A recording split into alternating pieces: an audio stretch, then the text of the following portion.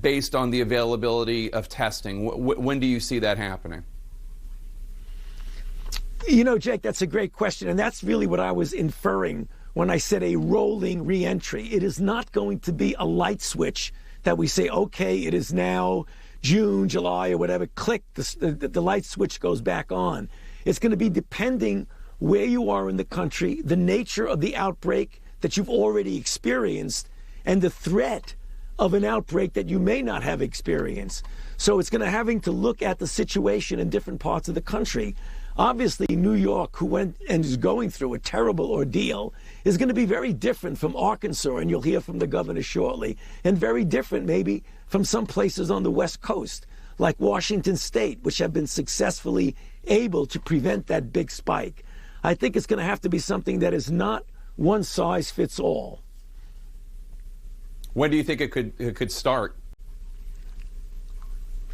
You know, I think it could probably start, at least in some ways, maybe next month. And again, Jake, it's so difficult to make those kinds of predictions because they always get thrown back at you if it doesn't happen. Not by you, but, you know, by any of a number of people. We are hoping that at the end of the month, we could look around and say, okay, is there any element here that we can safely and cautiously start pulling back on? If so, do it. If not, then just continue to hunker down. And that's what, at least from the standpoint of the public health aspect, that we look at. Other decisions are going to have to be made at the level of the president and the governors about what they are going to do with all of the information they get. The only thing I and my colleagues in public health and medicine can do is to give a projection of the kinds of things that may or may not happen when you make these steps. And I know you're concerned about the idea of what happens if it happens too quickly, prematurely, and then precipitously the U.S. or that area of the U.S. goes back to a dire situation. The University of Washington professor Chris Murray, who I know you're familiar with his work, he runs the model frequently cited by your task force. He told CNN that he is worried that if the country opens up too soon, quote, the risk of rebound is very great. And according to his model, when it comes to stay-at-home and social and physical distancing measures, quote, if we were to stop at the national level by May 1st, we are seeing a return to almost where we are now sometime in July. Do you agree with him? And what happens if parts of the country try to go back to some semblance of normal, but the testing and contact tracing capacity is not there? Well, I mean, Chris is a very good modeler, and we relied on him heavily to give us some capability of making some projections. But I believe what they were referring to in that model, Jake, and it's important, is I agree. That's why I said a few moments ago, if you just say, okay, it's whatever, you know, May 1st, click, turn the switch on. Obviously, if you do it in an all or none way, there's an extraordinary risk of there being a rebound. So in that respect, that model is correct. And that's why I mean it is not an all or none. It's going to be something that you gradually and carefully, in different parts of the country, in different ways, try to get back. I totally agree if that all of a sudden we decide, okay, it's May whatever, and we just turn the switch on, that could be a real problem. And everybody knows that. So it's going to be something different from that. It's going to be a concerted way to take a look and try it doing it appropriately, depending upon where you are in the country and what the nature of the outbreak is in that part of the country. And I'm sure you'll hear the same thing from the governors. South Korea and the U.S. announced their first confirmed coronavirus cases at virtually the same time in late January. If you take a look at where we are right now in the U.S.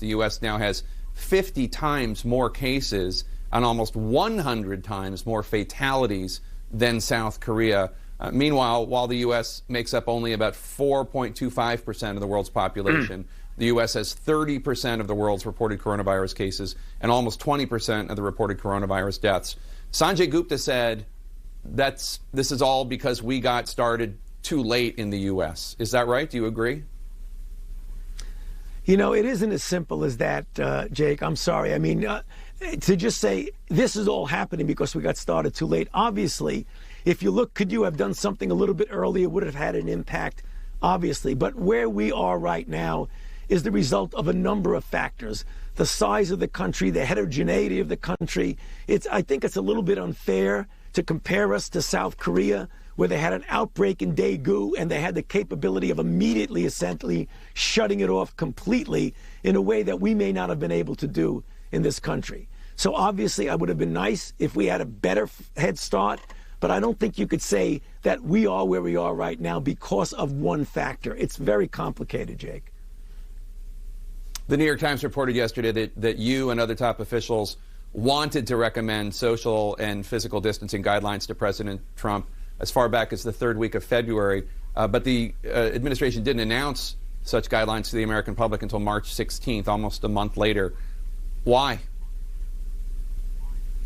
You know, Jake, as I've said many times, we look at it from a pure health standpoint. We make a recommendation. Often the recommendation is taken. Sometimes it's not. But it is what it is. We are where we are right now. Do you think lives could have been saved if social distancing, physical distancing, stay-at-home measures had started third week of February instead of mid-March? You know, Jake, again, it's the what would have, what could have. It's very difficult to go back and say that. I mean, obviously, you could logically say that if you had a process that was ongoing and you started mitigation earlier, you could have saved lives. Obviously, no one is going to deny that. But what goes into those kinds of decisions is complicated. But you're right. I mean, obviously, if we had, right from the very beginning, shut everything down, it may have been a little bit different. But there was a lot of pushback about shutting things down back then. Do you think it will be safe in November for voters to physically go to vote at the polls? I hope so, Jake. I can't guarantee it. I believe that if we have a good, measured way of rolling into this steps towards normality, that we hope by the time we get to November that we'll be able to do it in a way which is the standard way. However, and I don't want to be the pessimistic person, there is always a possibility as we get into next fall and the beginning of early winter, that we could see a rebound. And hopefully, what we've gone through now and the capability that we have for much, much better testing capability, much, much better surveillance capability, and the ability to respond with countermeasures, with drugs that work, that it will be an entirely different ballgame. So number one, I hope we don't have a rebound that would make this very difficult as we get into November. But if we do, and there certainly is a possibility, I'm a realist, it certainly is a possibility, hopefully we'll be able to respond to that rebound in a much more effective way than what we're seeing now in January, February, March. You're a man of medicine, a man of science, but today's Easter Sunday, and I know that your Catholic faith and your Jesuit education